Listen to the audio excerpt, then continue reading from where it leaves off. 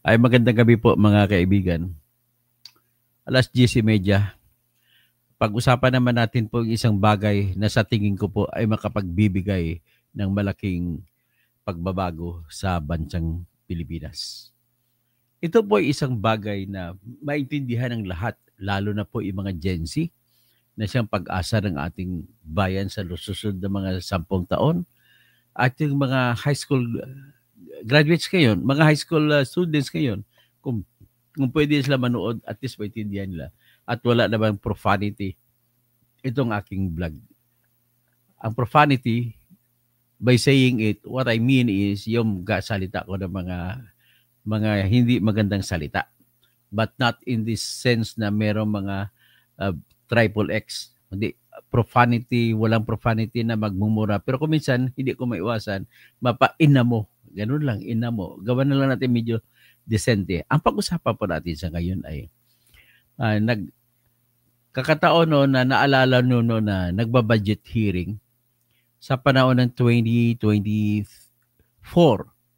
na kung saan ay pinapatawag si Sara Duterte sa hearing ng Kongreso o House of Representatives para tanungin siya sa mga budget niya sa kanyang opisina sa Office of the Vice President. At nailabas nila ngayon yung COA report na nagsasabi kung paano nagastos at napagdiskitahan yung tinatawag na confidential fund. At ang confidential fund na pinag-uusapan natin dito ay yung confidential fund na 125 million pesos na binigay sa kanya ni Bongbong Marcos noong October. Ni-request niya noong October, pero binigay ni Bongbong Marcos sa kanya noong December 13. And at 2023.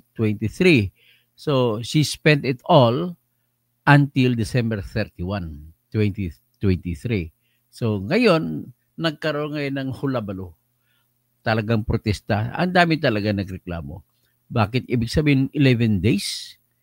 125 million in 11 days. If we will divide 125 million by 11, it means to say, if we will take it that in every day, there is an expense equally, then you are looking at the situation that Sara was spending 11,333,000 a day. Posible ba yan? Okay, sa tingin ko naman ay posible. Depende sa sitwasyon.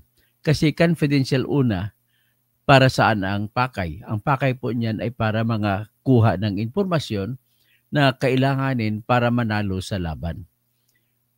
To give you the better idea as to how it is being done, I'll tell you a story about what did the Central Intelligence Agency women agents did, how they found the house of Bin Laden in 10 years. 10 years nila tinrabaho. Pagkatapos ng 9/11, 2000, na pagkabagsak ng World Trade Center, yan kagad ang trabaho ng CIA. Where and how to find Bin Laden. So ngayon, yung search nila, during the time umabot ilang presidente pa nagsimula kay Bush. Sunod pumasok kay sa presidency ni Obama. At one point, would you believe, bumili sila for one telephone number na makuha nila, yung kapalit, one brand new Ferrari.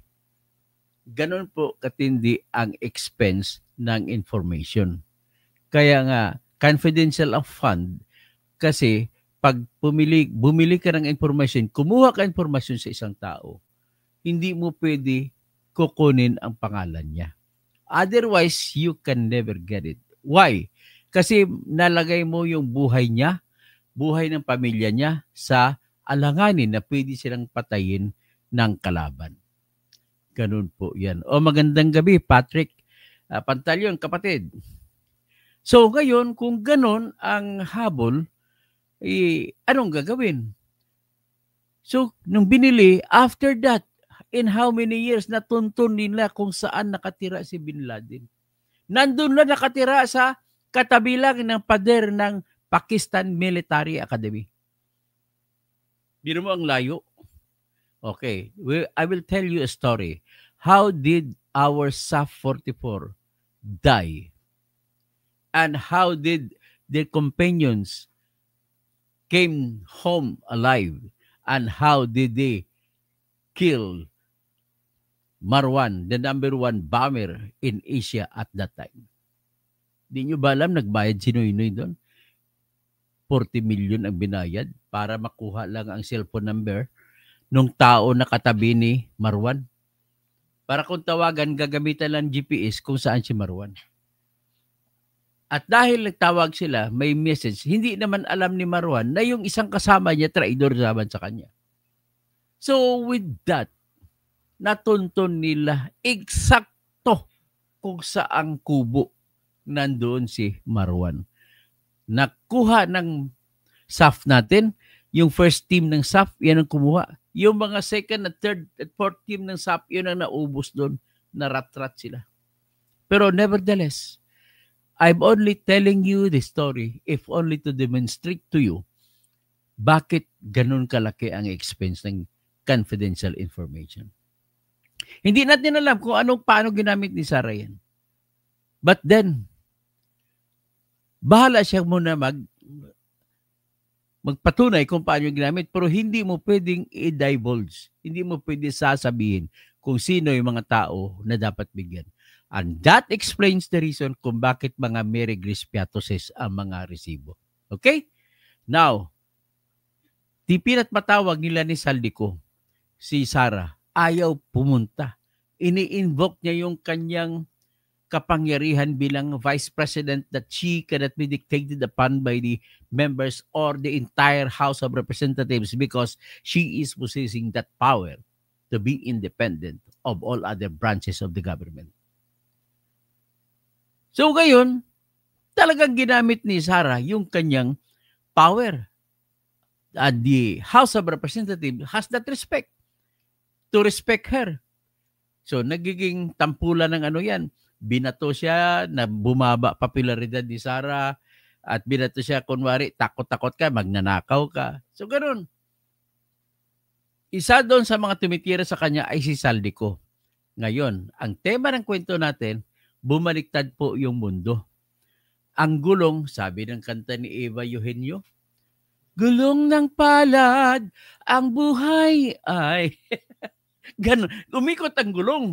Okay, pag-ikot ng gulong, si Saldi naman ngayon ang hindi magpakita. Hindi pa umuwi. Andun siya, pumunta sa Amerika, papagabot ko, no? Lumipad sa Singapore. Akala natin uwi na sa Pilipinas kasi Singapore na. Sumakay pa ng eroplano papunta sa, alam mo na, Hola! Espanya! Viva! Hasta la vista, baby! Doon na siya ngayon sa Spain. Kung saan nandun ang aking kaibigan na si Attorney Insurrecto. Andun daw sila sa Spain. Siguro baka may meeting sila kasi pareho si Attorney Insurrecto at saka si Saldico ay pareho Bicolano. So sana all, ha? Kainso, bigyan mo naman ako, ha? Hindi, joke lang yan. Okay? Pero ang alam ko, pupunta sa The Hague si Kainso. Kasama niya si Trillanes. Ang problema ko lang kay Trillanes, dati idol ko ito eh. Ngayon ayaw na. Bakit? Akalain mo naman yung lahat ng testigo, si Bryce Hernandez, si Henry Alcantara, si Engineer Roberto Bernardo, at saka iba pa, ay Maka Duterte daw. Anong issue sa Maka Duterte doon? Lahat ka ng flood control, mga budget ni Marcos yan. Ay, ikaw talaga binabayaran ka kasi ni Lisa Marcos. Trillanes, ayaw mo pang aminin. Tumanggap ka kay Lisa Marcos, kaya ganun ka. Narinig nyo ba si Trillanes na bumanat kay Marcos? Wala. Bumanat siya sa kay Saldico? Wala. Bumanat siya kay Tambaluslos? Wala. Yan ang Trillanes nyo. Nagtataka naman ako, maraming mga kakamping at sa mga dilawan na kumakampi kay Bongbong. Tapos yung kwento ng buhay nila, better pa si Bongbong kaysa kay Sarah. Kaya ayaw nila na mag-resign si Bongbong kasi ang upo si Sarah. Anong reason? Natakot lang kayo? So ganun po Tapos si Trillanes ngayon, si Lacson na naman. Si Tambaluslos din ang dinidepensan. Isa sa pinahinihingi ng iba na ipatawag si Saldico, ayaw patawag. Sasabihin, parliamentary immunity. Ano ka naman ba, Ping Lacson? If you are listening to me, or somebody could send this message to Senator Ping Lacson, please, hindi po sakop ng parliamentary immunity yung mag-invite ka lang. Just invite her. Just invite Saldico kung pupunta siya. But that is not subpoena, because pag tinawag mo subpoena, inuutusan mo na pupunta. Pero kung ini-invite mo lang, that is just an invitation to a devil. Ang parliamentary immunity po, para lang sa congressman, hindi sa devil. Ganun po yan. Kahit dapat ipa-invite mo rin hindi na sa speaker ngayon si Tambaluslos, hindi naman sila congressman, kundi devil. Kaya, with due respect, hindi sila deserving, hindi nila deserve yung respetuhin sila sa pagkatao nila. But nevertheless, the fact remains na congressman sila. At kung ganon, just send out an invitation. Bakit ayaw mong imbitahan? Invitasyon lang Well, nasa kanila na yan kung papasok o hindi. Just set out in a letter. This is just an invitation without an offense to your right and privilege as a congressman. Di ba kagaya si Toby Chanco pumunta? Nagkusang loob pa. At bakit naman pumunta si Toby Chanco? Kasi nung hearing dyan sa Infracom na yan na walang kwenta, ay humihingi si Toby Chanco na i-play ang USB na dala niya para malaman kung ano ang mga in-insert or siningit ni Saldico, kung malaman na kung sino ang sumingit na mga flood control projects. Hindi binigay, hindi pinagbigyan ni Terry Redo na Bicolano. Hindi naman akong sama ng loob sa mga Bicolano, kundi Bicolano siya, ini-stress ko lang kasi Bicolano rin si Saldico. At alam ko, Bicol Saro kay Villapuerte na hawak yan. Pero nagkakampi-kampihan yan sila. Bakit mo kakampihan Terry Redo si Saldico? Dahil si Saldico ay bata ni Romualdez at si Romualdez ay boss mo? Matindi kayo. Pera ng pera ng tao yan. Ang mga eroplano na binibili na 2 Gulfstream na binili ni Romualdez, eroplano ng bayan yan. Yung mga helicopter ng bayan yan. Yung mga relo niya na Pilipatek, relo ng bayan yan. Hindi sa inyo. So ito ngayon, titingnan natin ngayon, balikan natin ang alaala ng binibira ni Saldico si Sara Duterte. Yan ipe-play ko. Bale, kung anong kinikwento ko, yun po yung kabuuan ng ating presentasyon sa ngayon. Ayan Si Saldico, binabanatan si Sara. Ang part 1 ng video message ni Vice President Sara Duterte kung saan nililihis na naman niya ang mga issue. Talaga pong tatak Duterte na yata ang pambubudol. Mula sa peking war on drugs, peking good governance, peking pagkontra sa korupsyon, at ngayon, peking sagot sa mga issue. Kita mo? Bakit? Nagugulat ako kay Saldico, bakit gano'n ang salita niya? Kaya kung titignan mo sa panahon ni Duterte, 2 billion ang kontrata na binigay sa kanya ni Duterte sa PPE. Sa COVID, sa Parmali. Tapos, pumasok pa siya sa kontrata sa pag-supply ng laptop na substandard pa. 2 billion din sa Department of Education. At ang dami mo pang nakuhang kontrata bilang sa Sunwest Construction mo. Bakit ka ganon? Pakinggan natin ulit. Una, simpleng tao lang daw siya, pero mahigit 400 bodyguards. Siya lang po ang kaisa-isang vice president sa kasaysayan ng Pilipinas na may ganon kadaming security. Okay. Ikaw ngayon, security mo, nung hearing ng isang araw, sinabi ni Sergeant Gutesa na 90 sila security guards mo. Puro pa mga special forces. Alam mo yung special forces? Magkano gastos ng gobyerno sa mga special forces? Kada isang tao na special force member ay mahigit mga 2 million ang gastos sa pagtitraining lang. Yung mga specialties nila, mahigit 2 million yung training nila. Mga SAF, Special Action Force, yung mga Marines, kasi ang Marines, pagtapos deploy nila ng training, balik sa kampo, training ulit. Continuous yan. Ganon din sa may mga Coast Guard, may mga Navy din na SWAG. Lahat doon kinukuha niya. Akalain mo ba? Tama ba yun? Ang mga sundalo natin na pinag-aral natin, binabayaran natin ng mahal-mahal, tapos gagamitin lang sa paghatid ng pera na ninakaw? Where is justice there? At ang isa pa, may pag-asa ako din sa mga taong yan. Bakit?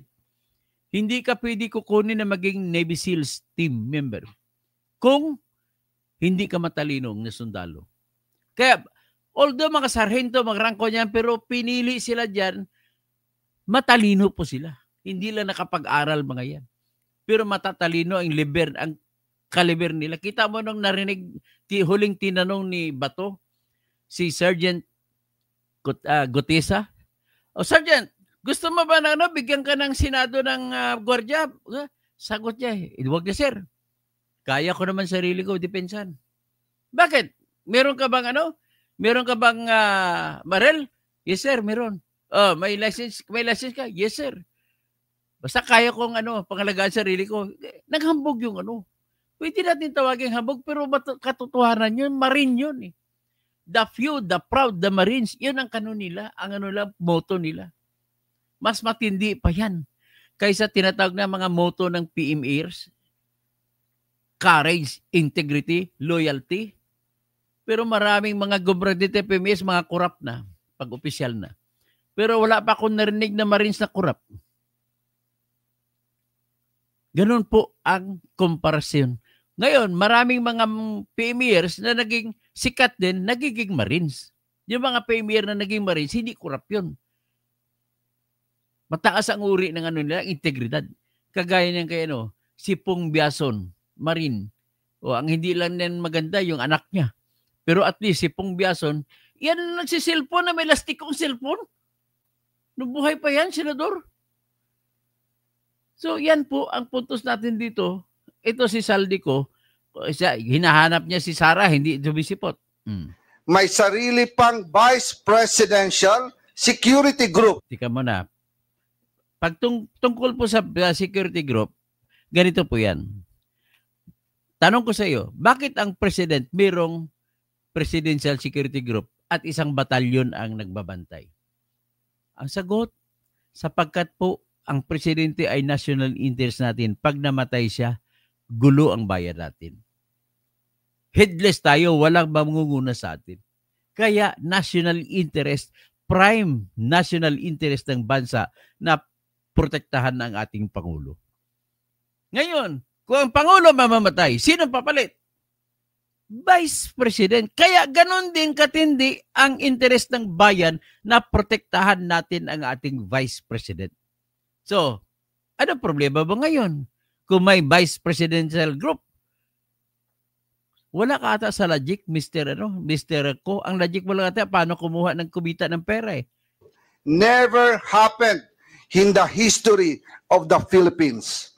Nag-iisa nga siyang humarap sa pagdinig ng Committee on Appropriations, pero sangkaterba naman ang bodyguard sa labas ng conference room. Anong problema nun? Humiling pa ng pagkain para sa 100 gwardiya na dala-dala niya.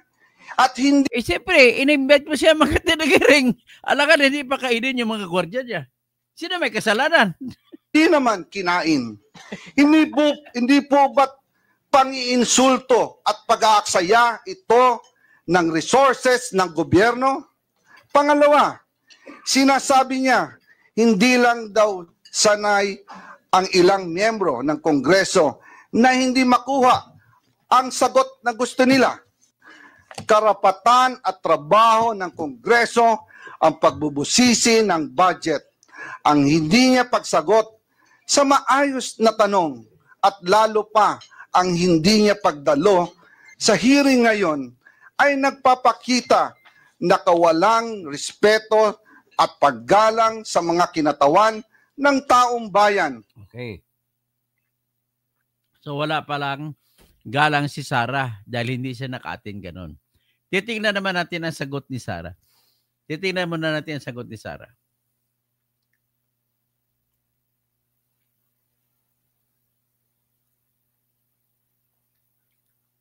Oh, ito ang sagot ni Sara. Sagot ito ni Sara noon nung hindi pa nabisto yung flood control. Lang Pilipinas ay hawak lang ng dalawang tao. Hawak lang siya ni Congressman. Ulit. Ang budget ng Pilipinas ay hawak lang ng dalawang tao. Oh, sabi niya, ang budget ng Pilipinas ay hawak lang ng dalawang tao. Hawak lang siya ni Congressman Zaldico at ni Congressman Martin Romualdez. Oh, di tama, di ba? Yan. Oh, tama, di ba? Oh, ano ngayon? 'Yon ang sagot ni Sara noong araw. Sagot niya sa pagbabalya sa kanya ni Zaldico. Bakit hindi ka aatin ng budget hearing? Kasi ang sagot niya, ang budget kasi ng Pilipinas ay hawak lamang ng dalawang tao. Nakahawak ni Congressman Zaldico at ni Congressman Romualdez. Ang katotohanan. Yan, totohanan, ha? Dalawang tao lang umano ang nagpapasya ng alokasyon ng national budget ng Pilipinas. Sa part 2 ng recorded video interview na inilabas ng Office of the Vice President, tinukoy ni VP Duterte sina House Speaker Martin Romualdez at House Appropriations Committee Chairman at Ako Bicol Party List Representative Elizaldico na siyang umano'y nagkokontrol sa pambansang pondo.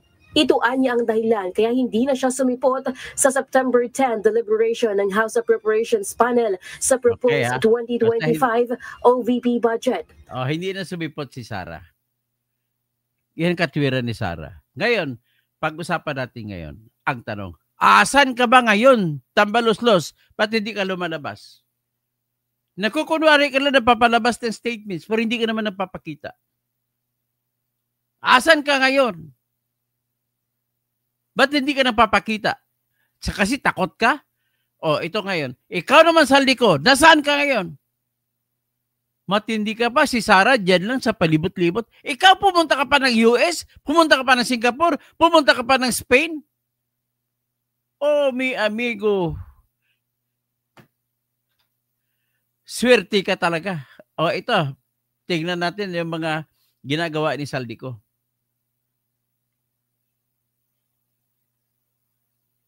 Tingnan natin kung saan siya. Pati anak mo tuloy na si Elis ko, hiyang-hiya sa'yo. Oh. Ito. Saan si Zaldico? Oh, ito. Zaldico spotted sa isang hotel dito sa Spain. Ang nag-post ito yung OFW na nasa sa Spain nagtatrabaho. Gumamit ng ibang pangalan para sa booking ng hotel. Oh, Zaldico, ano ito Zaldi? Zaldico ay wag mo nang pahirapan sarili mo na magtago. Sumuko ka na.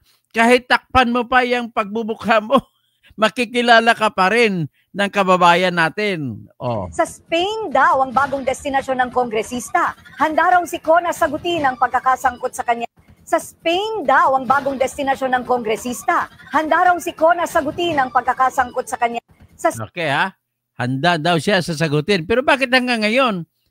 Imbis na, tawag nito, imbis na uwi siya at sagutin, malapit sa Singapore, ay bumalik pa. Ng kongresista. Handa raw si Kona sagutin ang pagkakasangkot sa kanya. Sa Spain daw ang bagong destinasyon ng kongresista. Handa raw si Kona sagutin ang pagkakasangkot sa kanya. Sa Spain daw ang bagong destinasyon ng kongresista. Handa raw. Dito naman. O ito po yung ticket niya. Nakalagay dito. Sabi ng Pilipino na nandoon sa Spain, si Nicazan Serdenia Ortega. Sabi niya, yari na sa akin ito. Hasta la vista, Saldico. Hops to Singapore from US, now bound for Spain. Ito yung ticket niya, nakuha pa.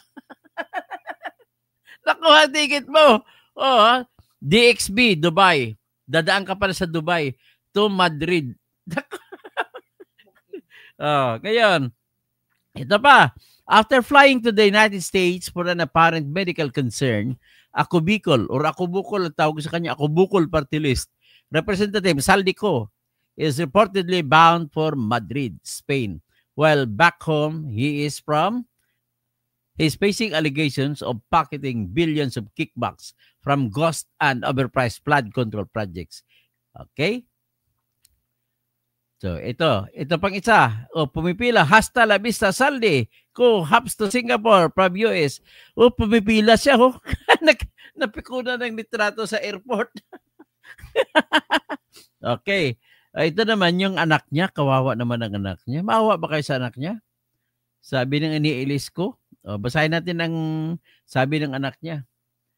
Sabi niya, palaki natin para mabasa natin lahat-lahat. So, I'm here to address the situation. Before I proceed, I want to express my deepest sympathies to the people who have mobilized and stood up against corruption in the streets. I am with you. I am on your side. Yan ang sabi ng anak ni Saldico na si Ilis ko. Sabi niya, though I bear my last name, I've always tried to separate myself from that affiliation. It can't be denied that I was born into privilege. Despite this, I've always pushed to give back, especially to the community and to the industry I've long admired. I moved out of my parents' home. I didn't pursue college, and I've been working for my money since I was 16. This isn't a sub-story. It's my effort to show transparency regarding my brand and how I choose not to participate in that system. Over the years, I've pushed to separate myself from their work and have repeatedly declined offers to participate in politics or in any government-related opportunities. I have a firm belief that the people who are supposed to do this are people who have the proper skills set, education, and reasons to do so. I condemn corruption in all its forms. I understand the anger and disgust. The hate is more than valid. And for the past few weeks, I've been having an internal conflict between my morals and my family. I am only speaking out now because I needed the time to have a firm grasp of the situation. I found out about the full extent of the allegations the same way everyone else did. Before my dad entered politics, he was a businessman who provided a better life for my family. As a kid, that is all I saw and all I was told. Our relationship has since become very vague when he entered politics, which made me increasingly distant, not just from him, but from my family as well. And though I try to separate myself from the affiliation, I won't exclude myself from the conversation. I am deeply ashamed, and I wish for nothing but the truth to come out. There is no excuse. I firmly believe that anyone who is proven guilty of these crimes should be held accountable and should face the proper consequence. That includes my dad. I urge him to appear before the people and be accountable once and for all. I am not just speaking out against a politician. I am speaking out against my father. And if this decision gets me disowned, I would rather face that consequence than watch millions of people suffer from his actions. Yan ang anak niya. So, yan ang problema sa anak niya. Ngayon, ito yung ibang gets off to Spain as Grab hit rises. So, ito po yung mga balita sa kanya. So, if that is so, how we shall now reconcile the politics in our country? Ganito palang politiko sa atin, politics. Pag ikaw na sa ibabaw, yayariin mong iba. Inayari si Sara. Ngayon, sino yung mayari sa kanya? Nung nagkaroon na kasi ito ng divine intervention kung ako ang tatanungin nyo. Oh, dahil kay God o kay Allah, however you call our God is, ay nagpadala ng 3 bagyo pagkasunod. Bagyong Krising, hindi Kausing ha, Krising, Dante, tsaka bagyong Emong. Sunod-sunod, kaya natuklap ang lahat ng mga ginawa. Grabe. Oh, lalo na dyan, ang pinakaunang sumambulat sa atin, yung mga flood control projects yan sa Mindoro Occidental tsaka Oriental. Oh, may kasama ako dito, taga Palawan. Andun din, marami din sa Palawan na bungkag, kung tawag ng mga Ilonggo. Oh. Andun din kahit sa Visayas, sa Cebu, mayroon din. Ang pinakamayaman diyan ng contractor sa Cebu si Engineer Alan Encarnacion ng QM Builders. He captured almost more than 300 contracts. Yun pala, ang anak niya ay nang ikinasal ang ninong si Ninong Rafi Tolpo tsaka si Ninang Jocelyn Pua Tolpo. Oh. Tingnan mo yung mga Tolpo kung magsalita, akala mo mga walang kasalanan. So ganoon po sila lahat. Ngayon ang amo nila nitong tunay ay si Romualdez. Tataka ka pa. Ang sa mga sistema ng mga congressmen, ang tanging may mga tinatawag na flood control projects ay yung mga district congressmen. Sa mga party list, nagkakaroon ka kung kakampi mo si Mr. Saldico. So ngayon, titingnan natin siguro, patugtugin natin dito siguro ngayon yung kung paano ang ginawa nitong marine officer na nag-expose sa kanya. Yung marine officer na ito, si Marine Sergeant Orly Regala Guteso, na sinasabi niya na pumasok siya dyan. Trabaho siya. Ang trabaho niya pala, hindi yung magagwardyahan niya si Saldico, kundi tagahatid ng pera. Tawag niya tagahatid ng basura. Ngayon, nalulungkot po ako, mga nakikinig sa akin. Bakit po? Nalungkot po ako sapagkat, sabi ko na nga kanina, mahigit 2 bilyon ang ginastos ng Pilipinas para i-train natin into honesty, bravery, itong mga sundalong ito. Pagkatapos sumambulat sa kanilang muka, magde-deliver sila ng basura. Sabi ni Sergeant Guteza, 3 times a week may dumarating na malita-malita na pera sa kanilang bahay. Sa bahay ni Saldico, nandoon sa Ladybug Street, dyan sa loob ng Valle Verde 6. At sa kada linggo, may delivery sila papunta kay Romualdez. Isa lang ang ibig sabihin yan, na set up na ang lahat ng sistema. Si Saldico ang kakamada, pati pagsigit-sigit ng pondo kung paano gagawin. At pag makuha na, siya ang kukulikta kasi ang sistema nito, maglagay, akala natin yung congressman sa Mindoro, akala natin kanya lang yun. So magtatanong ka, bakit umabot sa 10 billion? Kay Congressman Panagiton si Congressman, nakalimutan ko, ganoon talaga yung pangalan ng mga corrupt, hindi makalimutan kagad. Panaligan, Arnan Panaligan. 10 billion mahigit ang proyekto niya. Sa kanya ba yun? Yun pala hindi. Pinasok ni Saldico. Kukunti lagi sa kanya doon. Pero may kita rin siya. Ganon din po ang ginawa ni Saldico sa of all districts, engineering districts, paborito nila yung Bulacan First Engineering Districts. Bakit po? Kasi may natural na baha dyan sa Bulacan. Yung Hagonoy, Kalumpit, dyan, katabi dyan, papasok palabas ng Manila Bay, nagtitipon dyan mga tubig. Because na marami dyan, pati isa pang paborito dyan sa Pampanga, yung katabi. Kaya diyan sila nagdidiskarte si Saldico. Ang ginawa niya po para sa diskarte ganon, imagine niyo pong ilog, mahaba pong ilog. Kanda Alim, kagaya doon sa sa Agus River, sa Lanao del Sur. Mahaba ang ilog. Mula sa bunganga ng Lanao Lake, papasok doon, pupunta yun saan, magtatalon yun sa Maria Cristina Falls sa Iligan.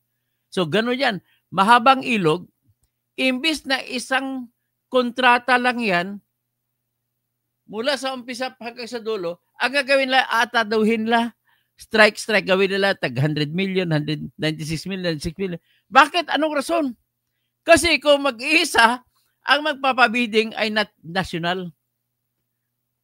Mahirapan kasi national level ng DPWH ang magpabid. Para madali ang bidding, hati-hatiin nila at yung district na lang magpapabid.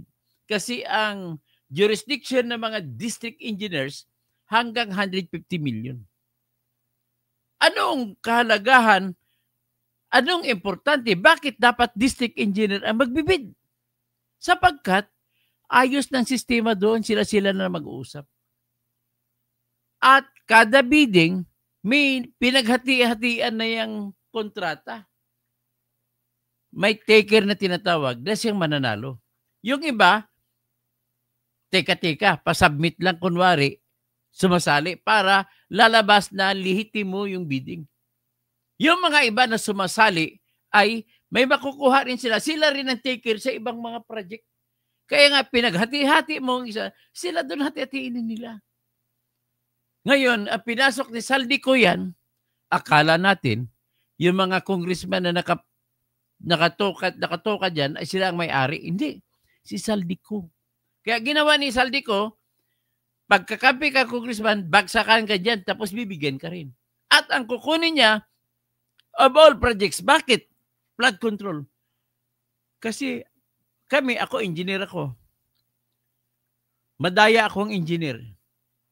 Halimbawa, magpatayo ako ng building. Hindi ko po makonsensya na ang building na gagawin ko ay pababain ko ang kalidad. Bakit? Buhay na nakataya dyan, may nakatira dyan, may umakyat dyan. Kung school man yan, mga estudyante nandyan. Kaya hindi ko kaya yan.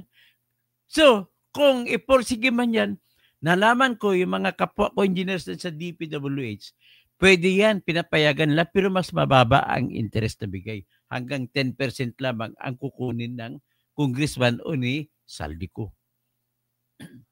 So ngayon, para tubog lugaw, flood control.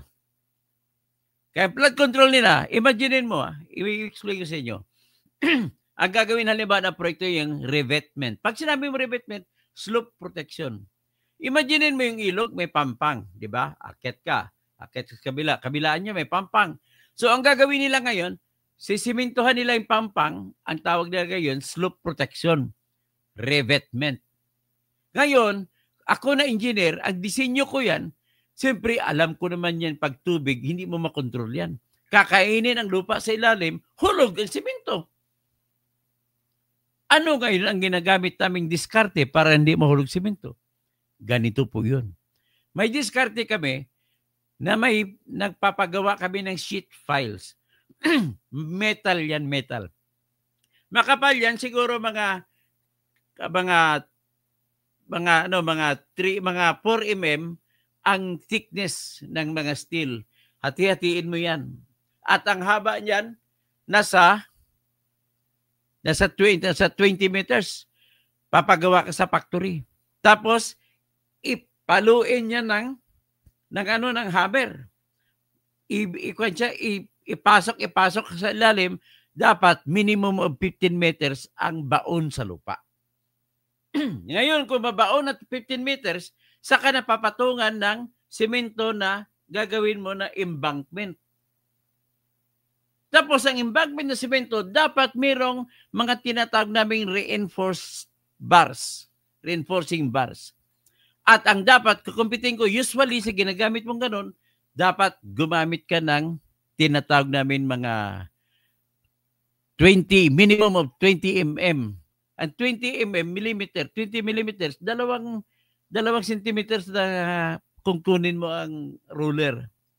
Pero usually, 25 centimeters, 1 inch ang thickness ng bakal para hindi magagawa. Ang ginawa, nilagyan ng mga 9 mm. Worst case, iba, ginawa, nilagay pa yung kawayan. Hindi, bagsak. Gayon, ang ginawa nila doon sa sheet piles, imbis na 15 meters ang baon sa lupa, ginawa nila 5 meters. Karamihan 5 meters. Bakit?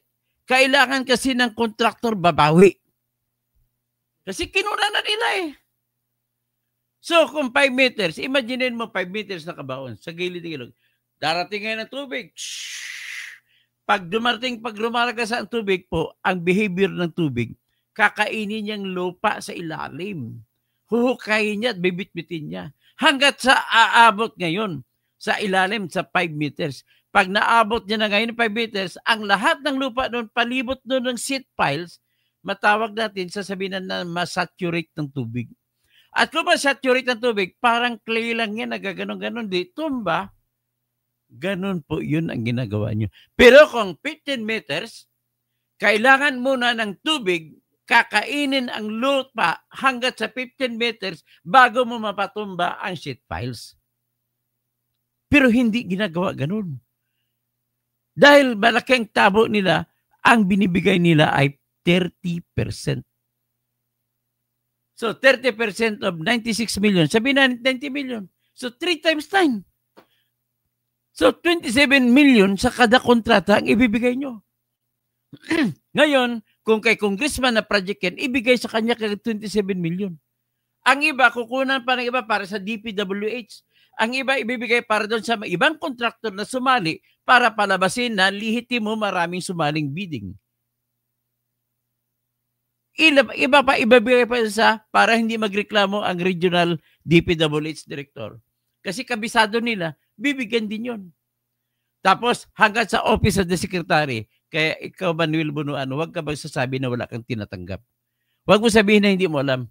Lahat po na nangyari sa baba, alam mo yun. Ngayon, umabot na sa punto, yung ibang proyekto, hindi na kaya ang kinuha, 30%, iba hindi na kaya kasi marami pang humingi. Anong ginawa? Hindi na lang ginawa. Ghost project. Sasabihin, alatsamba, pag dumating ang baha, inanod na po ng baha eh.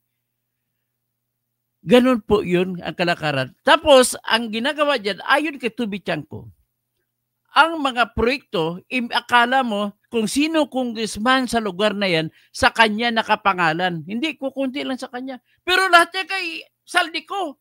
Pag makuha ang Saldico ang 30%, hahatiin naman nila ni Tambaluslos. Paanong hatian? Ganito. Example, yung proyekto sa Region 1, sa Ilocos Region, nagdala si Congressman Eric Yap ng 46 na maleta. Ang isang maleta, 48 million ang laman. Nagdala siya ng 46 na maleta. Tinanggap ngayon ni Sergeant Guteza. Kasama siya nagtanggap. Ang bawat malita, tinanong, bakit mo, tinanong si Erwin Tulfo, paano mo nalaman na 48 million na laman? Sir, may nakalagay na post-it, 48.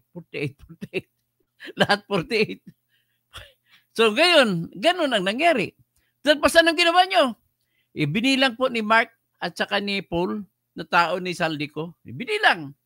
After that, dineliver nila, binitbit nila, kinarga nila sa 7 van, yung 46 na 46 na maleta.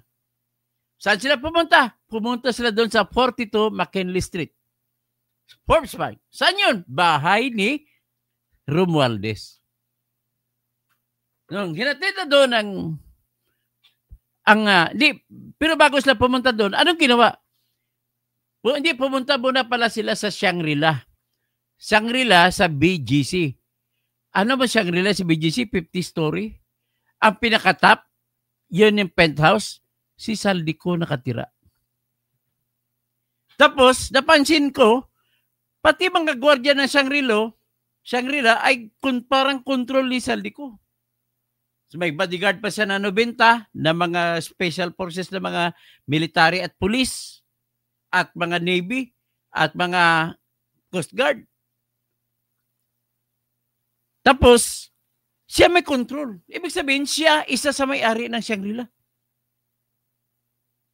So ngayon, hinatid doon yung 46 na malita. Pagkatapos, inakyat yung 46. Pag-akyat, sa taas, sa penthouse, nakita pa nga doon, sabi ni Engineer Bryce, nakita daw niya. Pati si JP Mendoza, nakita din daw niya. Pati si Engineer Alcantara, nakita din niya. So, ibig sabihin, lahat ng kinikwento ni Sergeant Gutesa ay sigo sa kwento nila ni ni Engineer Henry Alcantara, tsaka ni Bryce Hernandez, tsaka ni JP Mendoza. So, ang taas ng uri ng testimonya, solid. Igtawag ko dyan kung sa criminal case pa, proof beyond reasonable doubt. Convicted na yan. So ngayon, nang inakyat ang lahat ng 46, ibinaba ang 35, iniwan ang 11. Ibig sabihin, 11 times 48 million, iyan ang share ni Elizaldico.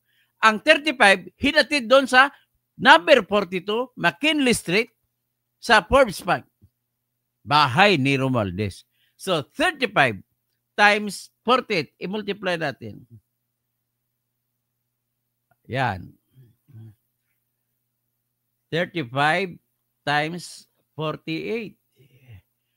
1.68 billion pesos ang share ni Romualdez. Kitams? Ang kay Saldico, 500 plus billion lang. A million. Kita mo na, gano'n katindi.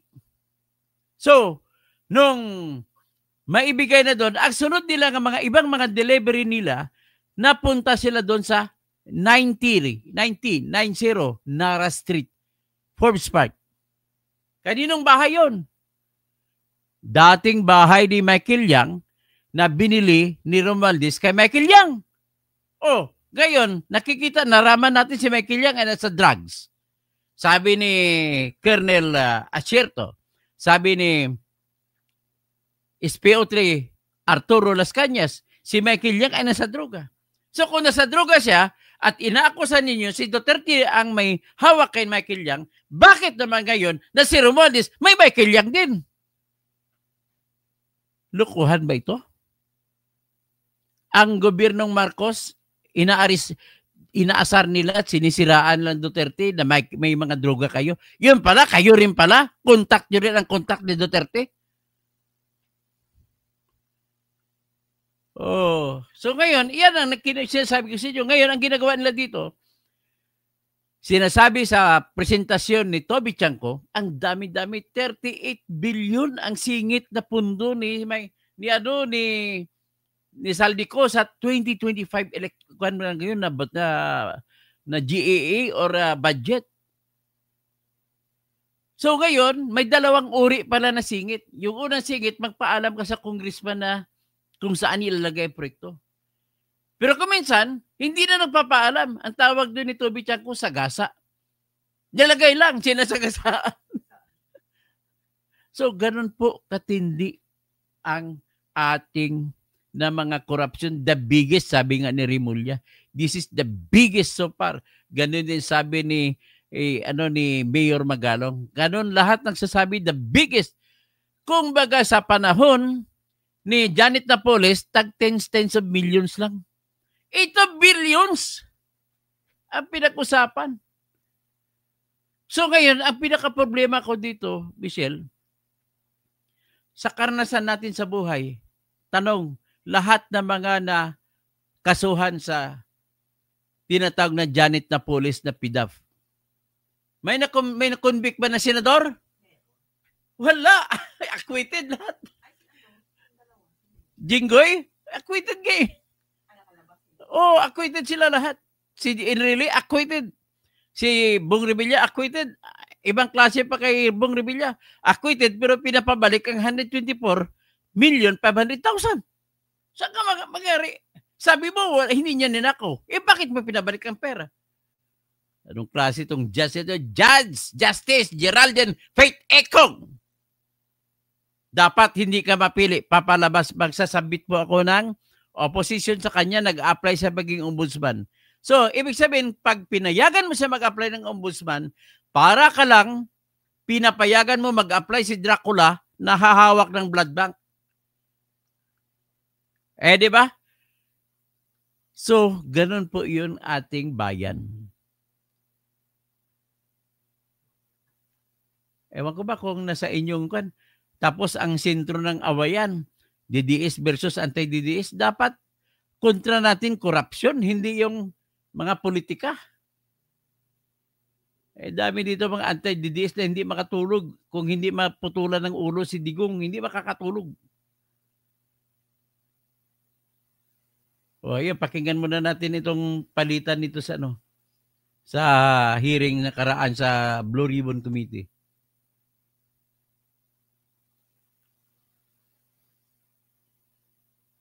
Ito. Thank you, Mr. Chair. Si Bato. Thank you, Mr. Chair. I have Erwin one Tulfo. quick question lang po. Babalikan ko lang po si Sir Orly Gutesa. Sir Orly, nabanggit ho ninyo kanina, ilang deliver po kayo kay Speaker, bahay ni Speaker Romualdez from Saldico? Your Honor, tulad ng sinabi ko po kanina, is 3 times po. 3 times po kayo nag-deliver. Ilan pong maleta po yun? Yung una po, nung una is 35. 35 na maleta? Opo. Pagpapunta kay Speaker? Opo, Your Okay. Honor. Pangalawa?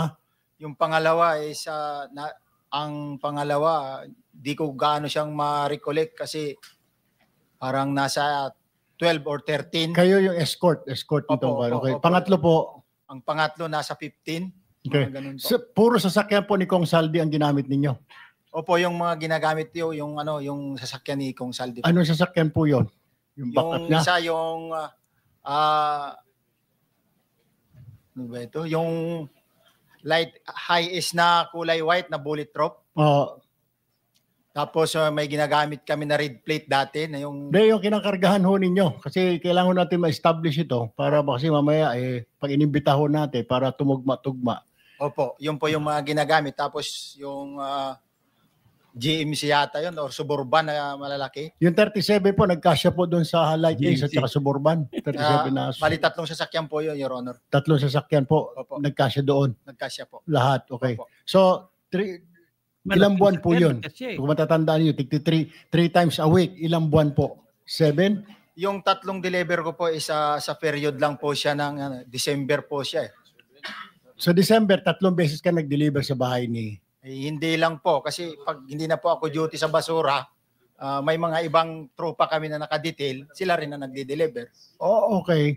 Wala ko kayong idea kung magkano lahat yon. Wala po kayong idea. O may idea kayo kung magkano yung bit-bit ninyo, di-deliver nyo po doon sa bahay ni Speaker.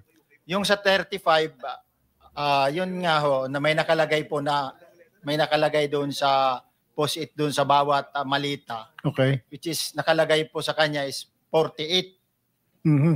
Ang taas po nun is malaki, yung mga rimuwa na malita. Malita. 48 million ang isa. Siguro po, yun ang ano niya. Parang big time pala. Kasi ang bigat po niyan. Paki-describe mo nga, gaano kalaki, describe mo kung nakatayo yung bagahe. Pag tumayo po ako, yung isang malaking big na malita is kasing ganito ang sukat. sa kanyang baywang. Yung pinakamalaki. Opo. Tapos pag binuhat ko po yan, ang bigat yan is almost Malaki pa parang dyan. isang sakong bigat sa 50 kilos eh. Yung bigat. Opo. So binubuhat po ninyo, dito na transfer po ninyo sa bahay. Transfer sa other sakyan po pag ano. Okay, so 2-3 sasakyan. Ganun po lagi. Yung mga 17, 18 po na mga maleta. 3 times a week. Yes, sir. Yun po yung actual na dutihan ko during the time. Pero yung iba, meron pang iba. Base doon po sa inyong group chat, may mga deliveries po kung Yes, wala Your- po kayo. Yes, Your Honor. Okay. Mr. Chair, I will have one last question. Nagpadala po sa akin dito ng... Natatawa kasi si Mrs. Diskaya, kabisado rin nila yung mga sizes. Ano po masasabi ninyo? Hindi, comment lang. Kasi Sige po. sanay di kayo mawak na malaking pera eh. Kadalasan po, sa 1 million po na tagwa 1,000 pesos, ang bigat po nun ay 1 kilo. So tama nga. Nangyari nung mananabong na dati namin kasama rito. 1 kilo, 1 milyon. Si Ramon Revilla Sr. Okay, but before I end my questioning to Mr. Orly, okay. All right. Ito po ang tanong ko lamang. Sir, sabi niyo kanina, si Saldi ko lang po naging VIP ninyo. Wala po kayong pinagbantayan from Coca-Cola. Diretso po kay Saldi ko. Yes, Your Honor. Okay, kasi po pinadalan po ako dito sa Malacanang po ito. Mukhang ang background po sa inyo pong biodata, meron po ditong background, work experience. Kayo po ito Master Sergeant Orly Gutesa. Tama po, Philippine Navy, retired. Yes, Your Honor. Experience nyo po, enlisted personnel, Philippine Marine Corps, BIP Security, BOC, BIP Security, OBP, BIP Security, Presidential Communication Operation Office, BIP Security, Bureau of Correction. During my active duty in military service, sir. Gusto na sirain. Akala ko po, galing sa Coca-Cola. Gusto na siraan yung tao. Okay. Wala na po. That's all, Mr. Chair. That's all my questions. Lusot. Paano mo Thank you, sasabihin ngayon Senator Tulfo. Senator JB Arcito. Tika man, may tanong ako, paano nila sasabihin na hindi nasabihin totoo yan dahil ang affidavit dun sa kanyang minarkan ay fake? Dahil notaryo ako ng bawa. Nais ko lang i-take advantage itong opportunity na ito ma-explain. Wala pong kaso kahit fake pa yung dokumento ng affidavit. Bakit? Kahit pa fake, hindi naman yun ang isasabit. Nasubmit na base sa kanyang pananalita, orally given. Nang bago siya magsalita, pinanumpa mo na siya, tinanong siya, do you swear to tell the truth and nothing but the whole truth in this investigation? Yes, I do. Yan ang tama na sagot ay, yes, I do. Huwag lang yung yes. Yan ang correct na grammar.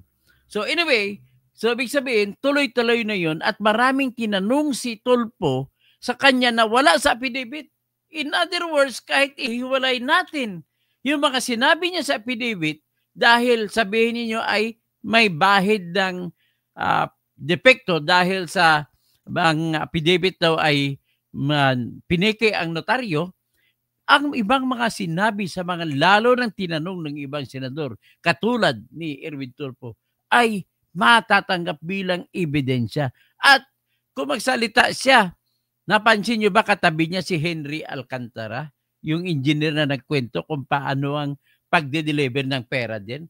Nang binanggit ni Sergeant Gutesa, ang mga pangalan tumanggap, oo, kasi bakit? Siya yun na tumanggap sa kanya na mag-deliver.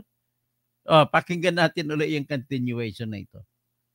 Mr. Chair, consider that si Congressman Tiangco requested that meron pa siyang prior commitment at 4. Pero ano naman, lagi magkausap na ito, siguro yung clarification na lang kung ilan yung total na FLR na na-hold na that is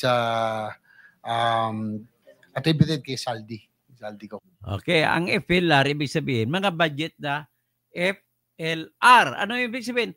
For later release. Ibig sabihin, kung i-release na ni Bongbong ang pera, kaya late lang ang pag-release.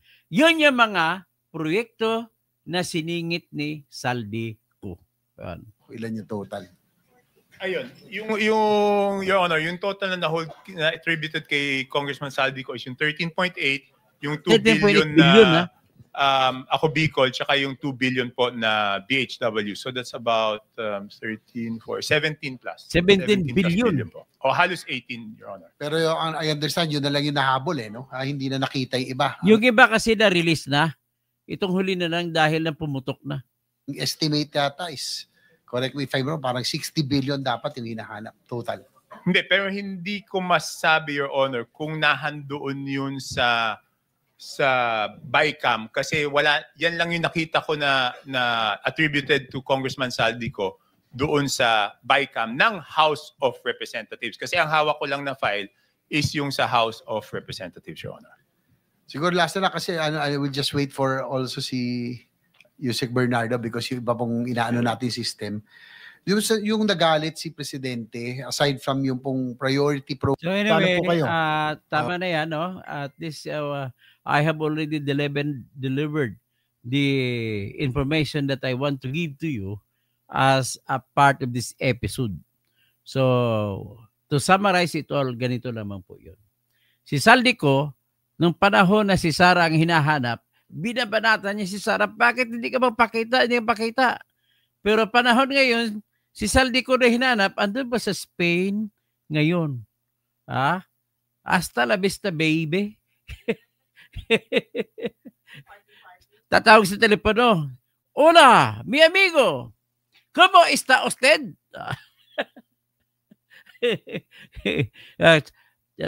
¿Cuándo te vuelve? Kailan ka uwi? Sabi, kung ang kanyang Espanyol ay Espanyol ng mga Chabacano, no ay. Wala na. Okay.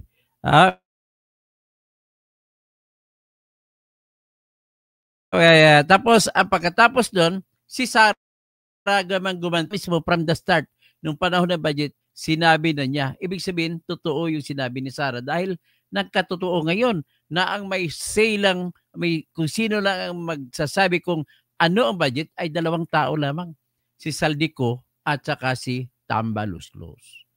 Okay? So, yan naman po. Tapos, pinakita ko yung video na kung saan presentasyon kung gaano ka-guilty ito si Tambaluslos at saka si Saldico sa pamamagitan ng katauhan ni Sergeant Gutesa, isang Marine Sergeant na taga Sariaya, Quezon Province. Tapos, meron pa ako, marami ako na-discover sa pagkatao ni Sergeant Gutesa. Ikwento ko lang sa inyo sa sunod na vlog.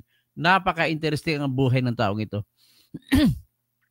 So, si Katupa Vlog, pagkakatapos niyan, babasahin ni Erwin Tulfo na galing daw Malacanang. So, halata ng Malacanang, kasabot. Binisto, siniraan ni Tulfo yung Malacanang. Binisto, may kakutsabahan pala. Okay, kasunod si Pastor Rodi Rabi. Magandang gabi. Gabi naman, gabi pa lang ba? Gabi pa lang. Tapos si Queen Strawberry, Trillanes o si Lacson. Pareho lang dalawa ngayon.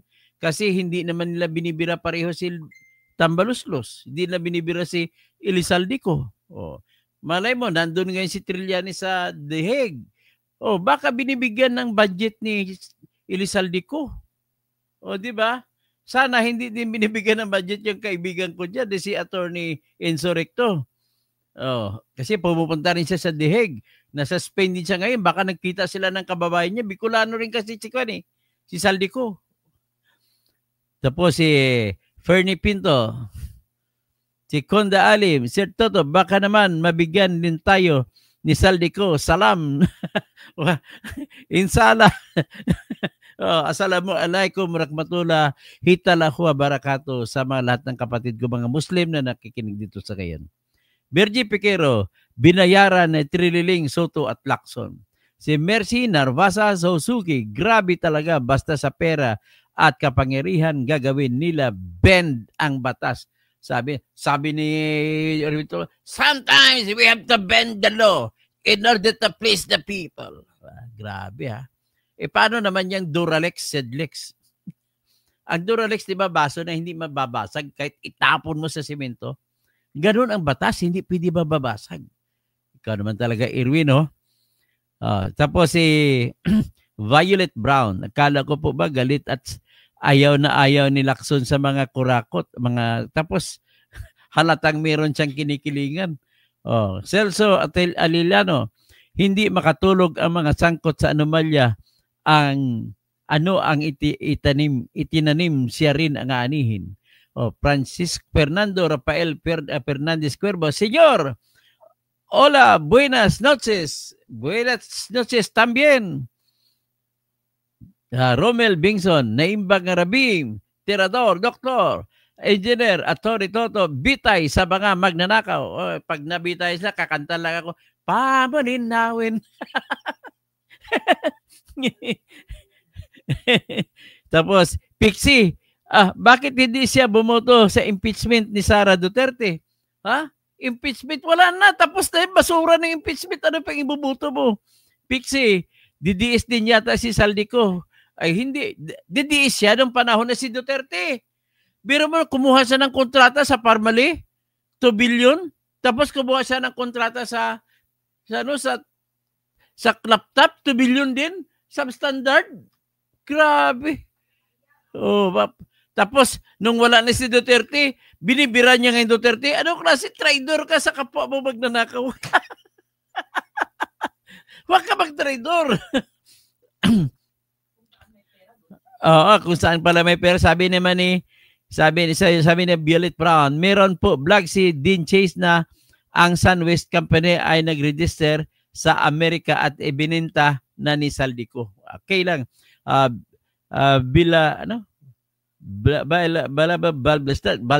Balsad. Bumalik na sa kanya. Saan ka na? Lang kapal ng mukha, likaw. Ngayon, ang dadalhin sa ICC. Si Mercy Narvasa Suzuki naman, hayop ka, Saldico. Ikaw ang magnanakaw, hindi mo pa din madadala sa impyerno ang lahat na ninakaw mo sa tax ng bayan, demonya. Huwag ka mag-alala. Alam mo bakit hindi siya natakot? Kasi ganito yun eh. Nang namatay ni Saldico, kasama si Tambalustos, magkatabi sila. Sabi niya, nag-usap ng dalawa, pare, doon na tayo direkta sa impyerno kasi alam ko sa impyerno tayo pupunta eh. Ganun ba? O sige, punta tayo doon. Nung binuksan ng pintuan ng impyerno, may nakalagay, nakapaskil ng pangalan kung sino lang doon na nakalagay. Siguro nandiyan pangalan natin, tingnan mo. Ang haba ng listahan, ilang pages, pag wala pangalan nila natutuwa, dalawa na ko. Baka doon tayo sa purgatorio. Pumunta sa purgatorio yung dalawa. Ganun din, tingnan. Naku, wala rin pangalan natin. Naku, sa heaven tayo. Palakpak dalawa. Sa heaven daw sila. Biro mo, nakanakaw na sila. Papunta pa sa heaven. Magagalit yan. Magagalit yung mga Muslim na yan kasi dapat ang makapunta lang to be given 7 virgins ay yung mga matutuwid na tao. Hindi na pumunta na yun sa pintuan ng langit. Tinignan isa-isa lang. Naku, wala rin pangalan nila. Naku, paano ba ito? Nakasalubong nila sa dumating si San Pedro. Tinanong siya, saan kayo mga iho pupunta? Sabi niya, San Pedro, tinignan namin pangalan namin sa impyerno, wala. Pumunta kami sa purgatorio, wala rin pangalan namin. Pumunta kami dito ngayon sa langit, wala rin. Paano po yan? Tika muna. Ano ba yung anong papel nyo sa lupa pa kayo? Mga flood control po papel namin. Lahat na sumali sa flood control, tinanggalan na po ng kaluluwa. Kasi wala na kayo rito ngayon.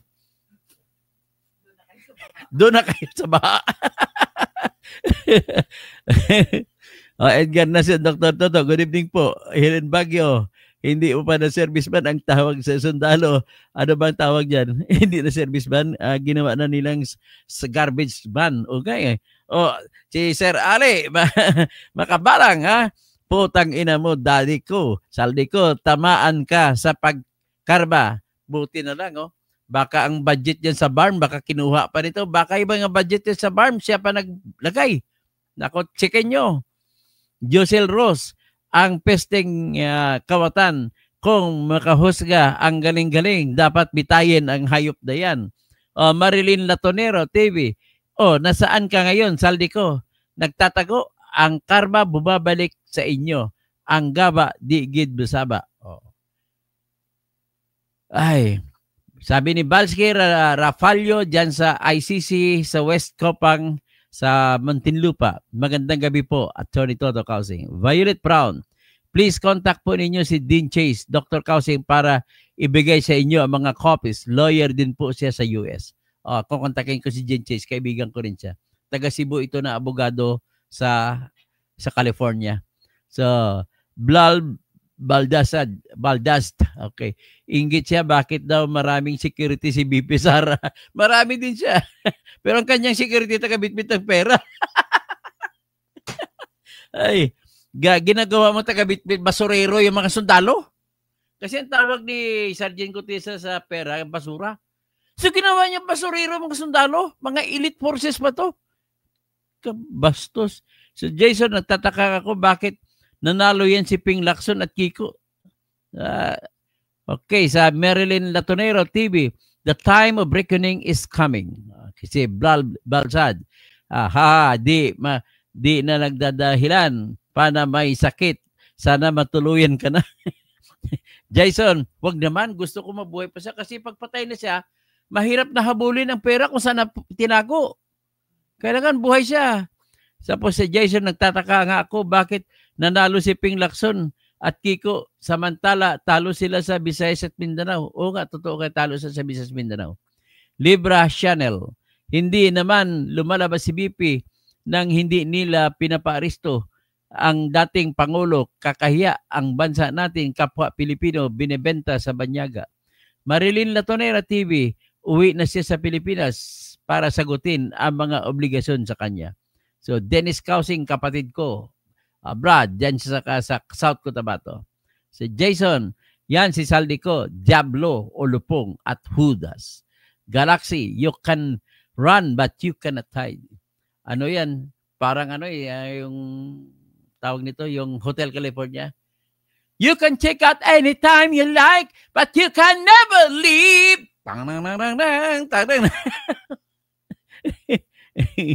Christy Baha, ganda gabi po, Sir Toto. Maganda topic natin ngayon. Happy watching po from Dubai. Goodbye, Dubai. Si Saldi, goodbye sa Dubai. Kasi dumaan pa siya ng Dubai. Mercado Cathy, Dr. Toto, good evening. Ang dami kayang Pilipino sa Spain. Akala niya wala. Ang dami kaya pala nakilala lahat. Maraming mga litrato. Huli siya. Violet Brown, PR move po lang yan ng anak niya. Ganun ba? O tama. Christy Baha, para na ring salita ng mga politiko para daw taong bayan.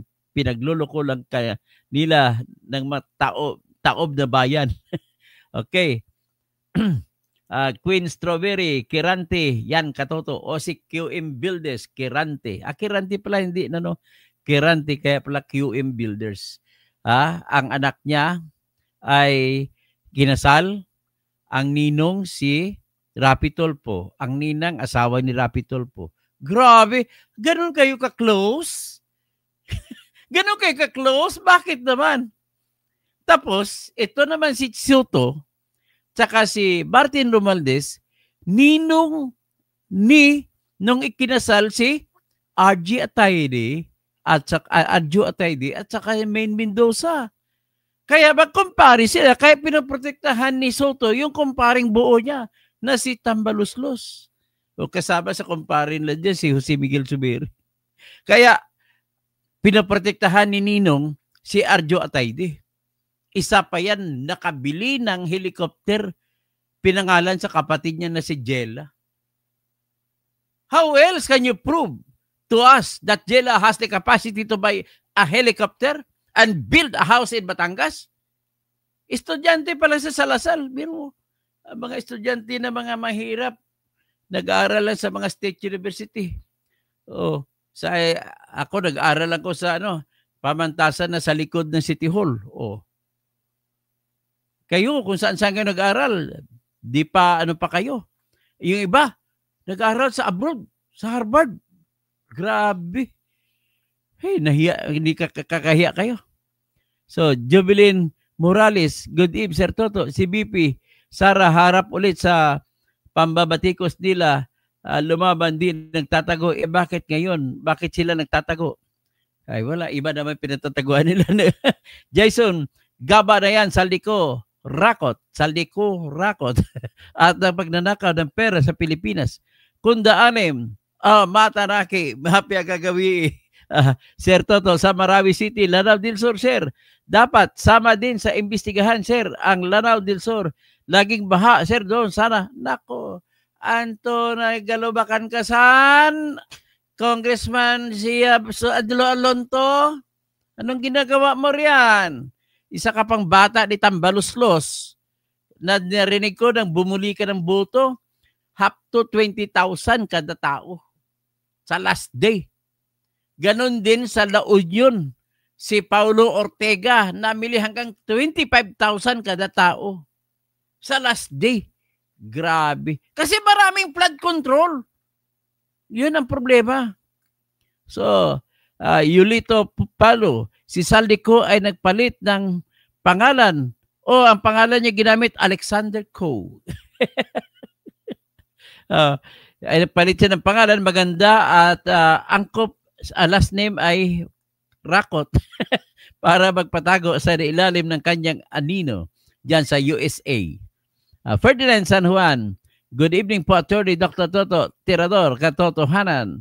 Jair Lai, Attorney, kung seryoso si Secretary Dizon at wala siyang ama, dapat una niyang gagawin, tignan ang proponent ng mga project every district sa BICAM bago mag-survey.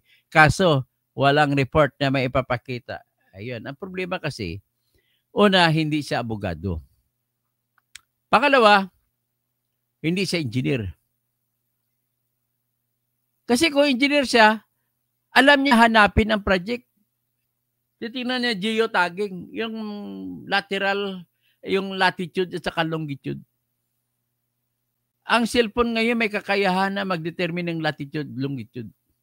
Pag may cellphone ka, magda-download ka lang ng app. So, pag sinabi doon, kung checkin mo kung ang geotag nila nilagay, tama o hindi. Kung alam niya yan, dapat kumuha siya ng mga advisor na mga civil engineers at saka o di kay architects. Kumuha rin siya ng mga advisor na mga abogado na mag-advise sa kanya kung paano magprepara ng kaso. Hindi po mo kaya yan. Ang meron lang sa iyo, Dizon, Secretary Dizon, ay honesty. Wala kang technology. Yan ang problema. So, meaning to say, honesty and technology must blend in order for you to achieve success. Nimalka, Bam Ansara resign, BBM Ansara. Si BBM lang pa-resignin ko. Ayaw ko si Sara mag-resign. Wala namang kasalanan si Sara. Okay, Jarlet, good evening, attorney. Watching from Dasmariñas, Cavite. Meow, meow. Si Congressman Kiko Barsaga, Nimalka. Kita ko na gumawa ng pangalan ng mga troll to eh. Animal ka, hindi nimal ka. Tapos, Denby Ilacion. Good evening. Punta nag-Ilacion tuloy ko kasi Espanyol eh. Sa Spain kasi ang mga C, letrang C tsaka I, TH ang pag-pronounce. So, Ilacion. Kaya alam mo ba, yung nagiging Filipino version, ang umpisa niyan is, como esta? Pagdating sa Pinoy, kumusta? Tapos, sabi ng ng Espanyol, kabalyo! Ibig sabihin, kabayo. Kaya, pag sinabi ng Espanyol, kabalyero! Ibig sabihin, taong sumasakay sa kabayo. Pero, nung araw, ang mga gentlemen ay sumasakay sa kabayo. Yun yung mga cowboy. Kaya, by years, by generation, we acquired or we inherited the term caballero to refer to gentleman. Yan. So, Valerie Serna, tapos Nikki D, BBM Ansara resign, ang palit, Pinklawan ng mga gahaman din. Di, mag-eleksyon tayo na maayos. Tandaan nyo, pag maging 10 million ng subscribers ko, tatakbo akong presidente. It is the only time that the Philippines would achieve and realize the dream of everybody. For us to dream big, and I dream big by means of compelling the use of jury system as the kind of justice system na hindi na yung mga judge na nagde-decide.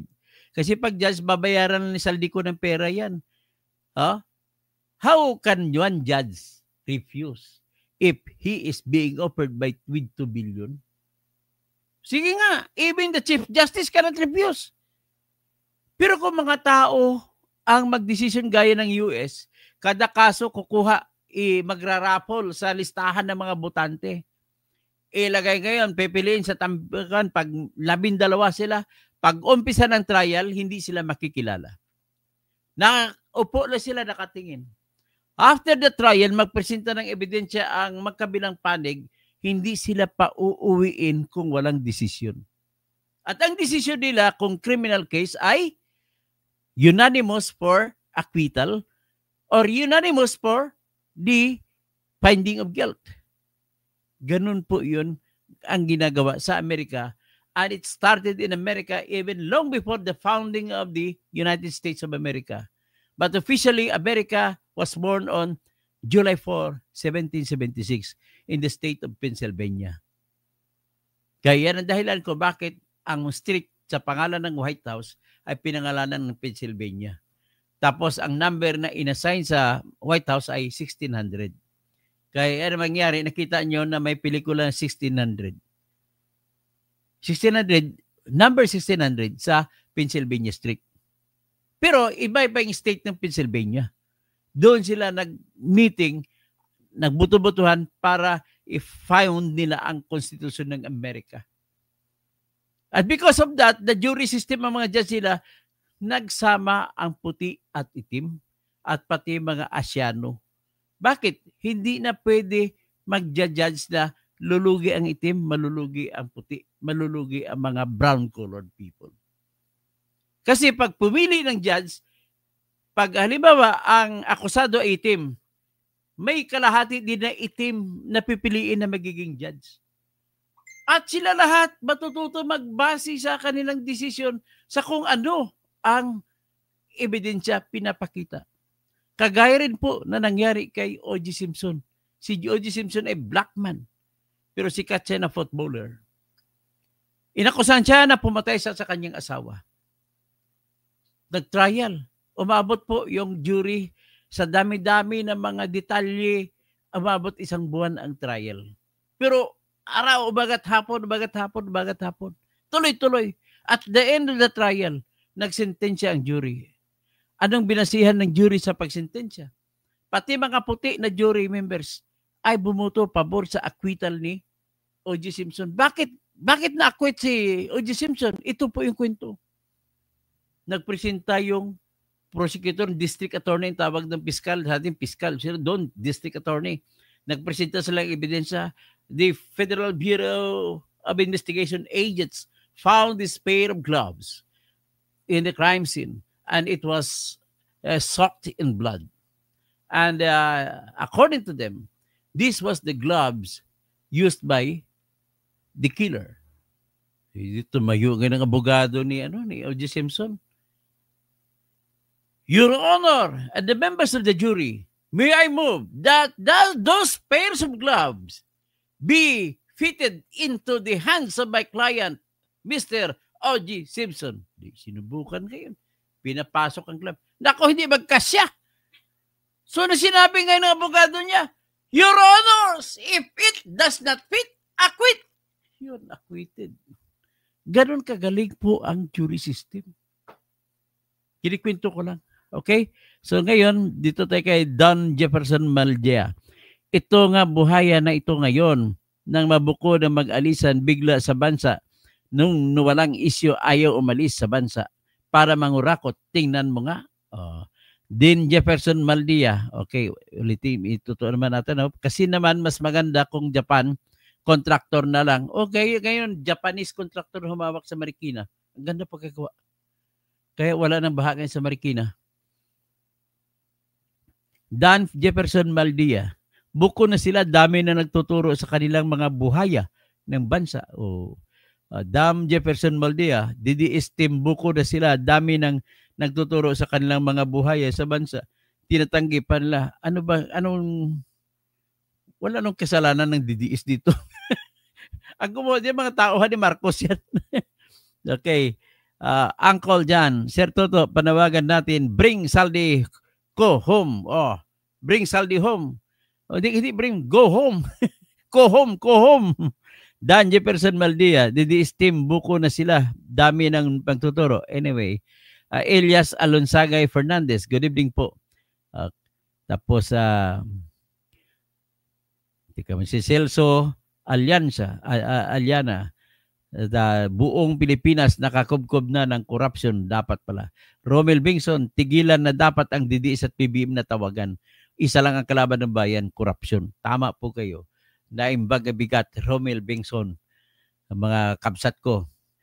Tapos sa mapiaabak sa mga kabalen ko. O, Uncle John, Dr. Toto kasing masasabi niya po, iba ng Malacanang ay nayanig dahil sa mga nasabi ni Orly. Tama po yan, nayanig sila. Nagpadala sila sa kagandang nag-email ng karatas na binasa ni Erwin Tulfo. Background ni Gutesa, wala rin. Hindi nakasot. Kasi pala, doon yung mga assignments, kasapi pa siya sa Marines. Nung nag-retire siya, saka pumasok siya sa Coca-Cola. At mula sa Coca-Cola, ni-recruit siya papunta kay Saldico. Lumipat siya, siyempre mas malaki ang sweldo. Jenny Bumagat, Gibby Blasi, Idol Toto, tiradorin na natin sila. Mga diputa.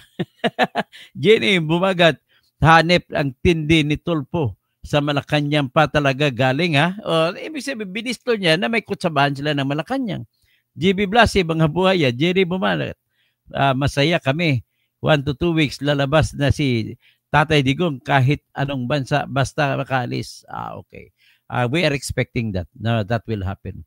Ikatupa vlog, pagkakatapos niyan, basahin ni Erwin Tulfo na galing daw Malacanang, sabay naman tinago nung abogado na nagnotaryo sa yun naman paghuling haway ko nila, panghaling hirit yung abogado na piki ng notaryo. Sinabi ko na hindi pwede magnotaryo. Saan ba na unang-una walang problema si Gutesa kahit kaninong abogado sa panotaryo. Undoable people, bakit dyan sa'yo? Kung talagang kailangan niya magsinungaling. Pangalawa, hindi niya kailangan magsinungaling kasi kahit sino lang naman na notaryo publiko ay pwede. Pangatlo, wala siyang krimen, hindi siya wanted. Ang mga wanted lamang naghanap ng mga panotaryo. Pangatlo, ang papel may silyo. Alam mo sabihin, ninakaw silyo mo. Tapos mayroon pang tinatag na rubber stamp ng pangalan niya. Ibig mo sabihin, magpapagawa ako, gusto ko lang ikaw, Attorney Pichi Rose, Espera. Gusto ko ikaw magnotaryo, tapos papagawa pa ako sa rektor ng stampad. Anong klase ito? Alam mo, nagnotaryo din ako. I-share ko lang sa inyo.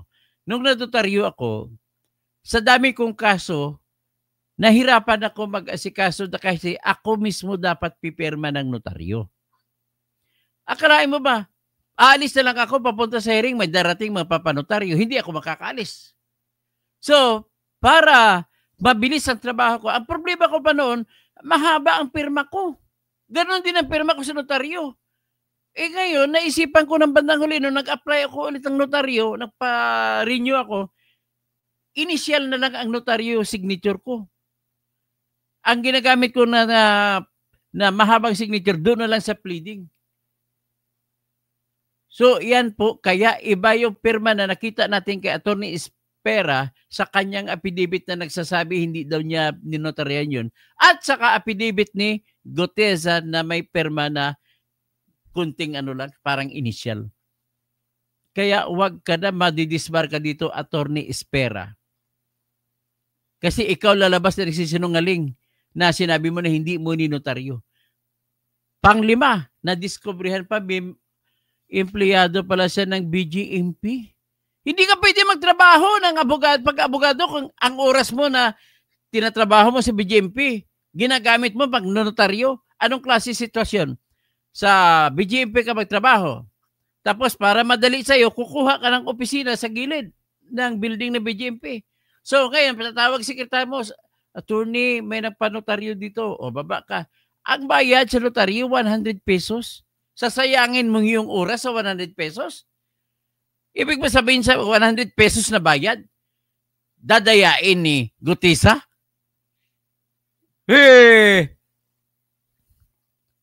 Ang totoo dyan, tinawagan ka ni John Vic Remulla para mawala ang epekto ng affidavit laban kay Saldico at saka laban kay Tambaluslos.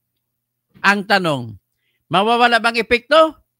Ang sagot, pag papel ang pinag-usapan, mawawala lamang ang epekto kung may decision ang RTC, Regional Trial Court, na ideklara na null and void ang affidavit dahil sa ang jurat o yung notarization ay peke.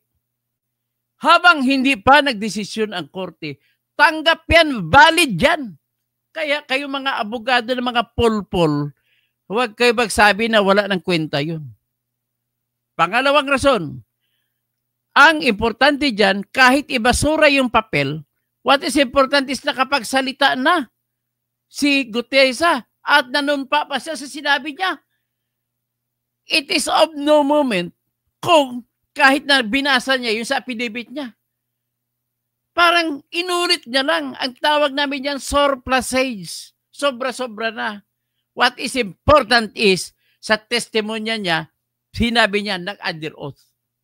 Pangatlo, ang affidavit po ay hindi testimony. Ang testimony yung inoper na sa korte na nagsasalita na siya. Okay? Ang affidavit is only a mere affidavit. It can never be accepted as evidence until it is tested by the cross-examination. So, sana matuto kayo sa akin. Oh, natanggalan ako lisensya pero mas magaling pa ako sa may mga lisensya dyan. Ay, Katupa Vlog. Okay, isa gusto ko i-call out si Attorney Barry Gutierrez, professor sa UP. Huwag mong turuan ng tao ng mali, ha? Hindi yan ibig sabihin na dahil lamang sabihin na natin na piki yung pirma ng notaryo. Hindi mo pwede sabihin na ang laman ay piki rin. You must separate the contents of the affidavit from the notarization in the affidavit. Content is one thing, notarization is another thing. And besides, kung inosente naman ang nagpanotaryo na akala niya ay abogado na naka-authorize magnotaryo ang tao, in all honesty that he has, his testimony must be accepted after it is presented to the court or the Senate Blue Ribbon Committee. Sige, kung sino yung mga abogado mong sabi ng iba, hinamon ko, debate tayo, kahit saan tayo. Kahit sa Quiapo tayo magdebate. Sige. So, Jenny Bumagat, kung makinig lang sila kay BP Inday na Bertulang ang humahawak ng pera ng bayan, hindi na sana lumala. Gusto nila tirahin sa impeachment si Sara. Yan palang dahilan, may tinatago na kayo ng mga flood control. Pinipilit ninyo para itabi ang mata ng tao ay doon sa impeachment titingin, hindi sa flood control. Kaya lang, heaven came. And the heaven sent 3 typhoons. And that's 3 typhoons named Krising, Dante, Marcolita, and Imong brought huge amounts of water, more than what Ondoy give us. So, ng 3 sunod-sunod na bagyo, nauka ang lahat ng mga flood control projects. O, tapos, Gibby Blasi, ay, boss to, idol. Salamat po. Jenny Bumagat, kung nakinig sila, okay? BBS Las Vegas, ganyan ba ang magaling mag-imbestiga na pinagyabang ni Toots Soto? Mababaw sa akin ang mga yan. Ibig sabihin, hindi na magaling si Lacson. Jose Gonzales, Atty. Toto, sino pa kaya employer ni Mr. Trillanes?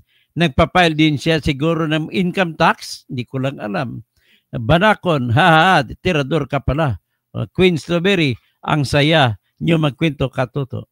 Salamat naman, nasiyahan kayo. Banakon, tirahin mo nga si QM Builders. Dapat pa siya makulong. Godi Crumper, hello po, naging nanonood sa inyo.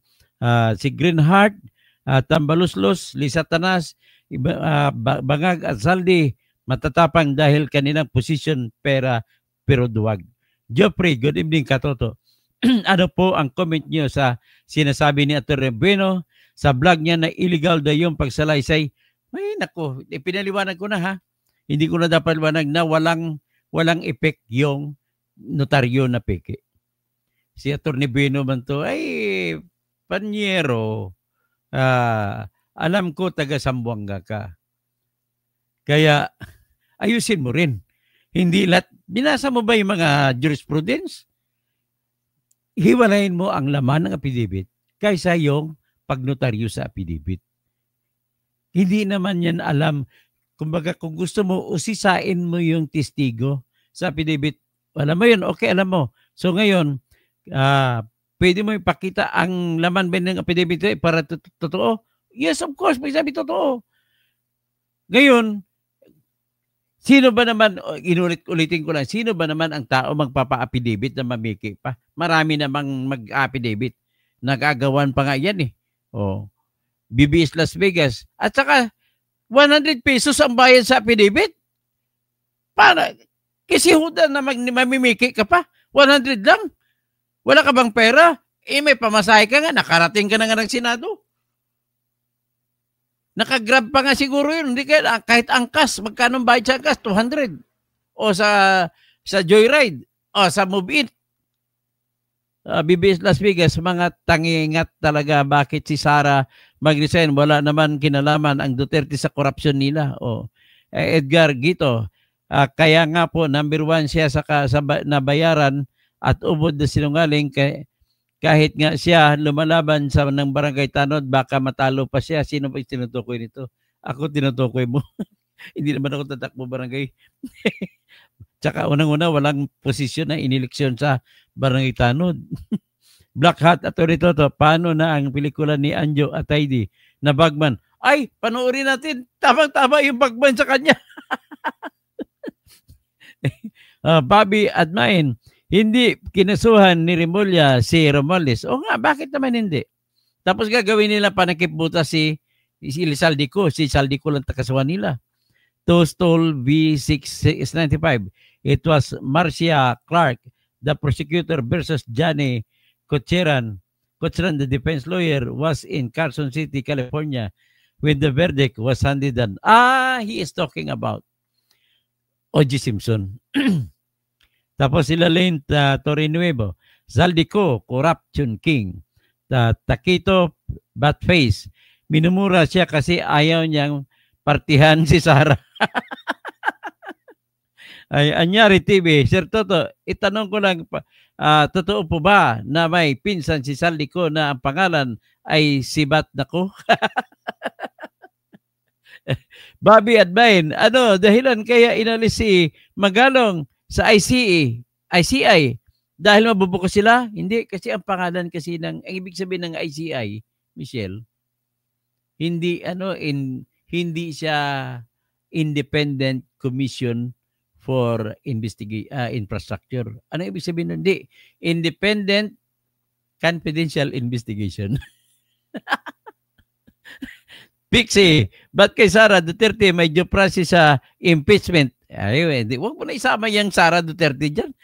Baha pinag-usapan natin. Bugs Adam, ang lakas magbintang kay Sara, ay ngayon nagtatago na sila. Sa Juman Delmoy, Atty. Toto, tinakot yan. Si Tesorero Magdaraog, ang galing ni Dr. Toto. Marami akong natutunan sa legal information. Yes, you will learn a lot from me. Anyway, wala naman ako budget tuition ng pinag-aralan ko ito eh. Kaya, nung kinuha ko na libre, ibibigay ko sa inyo na libre. So, Garden Ferry, firing squad, ang hatol, Sir Atty. Toto, Kausig. Okay. Kasi libre, scholar kasi ako sa pamantasan ng lungsod na Maynila. Ang tawag sa amin yun, pag scholar sa Maynila, isko. Bakit isko? Iskolar ng Maynila, hindi isko na mayor. Ibi Long Beach, mag-fine. Mag-fine ang attorney na nag-notary.